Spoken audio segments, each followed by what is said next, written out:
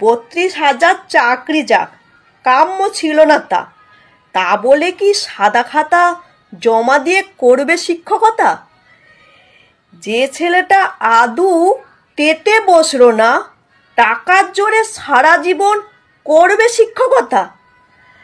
Rank jump করে যে ছেলেটা চাকরি পেয়েছিল, আদালত কি তাকেও বৈধ করে দিল?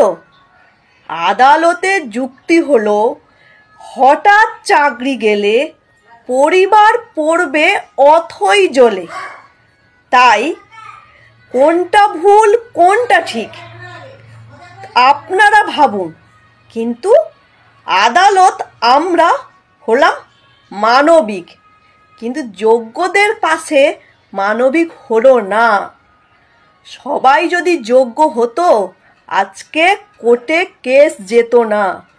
যোগ্য ছেলেমেয়েগুলো যারা পাস করেছিল, ধর্মতলায় বসে তারা চোখের জল ফেলছে।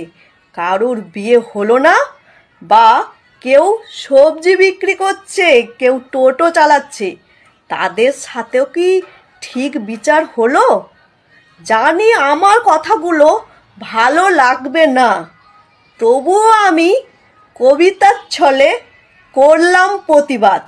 যোগ্যদের জন্যই, অযোগ্যদের জন্য নয়। যোগ্যরা গায়ে টেনে গুলিয়ে ফেলবে না।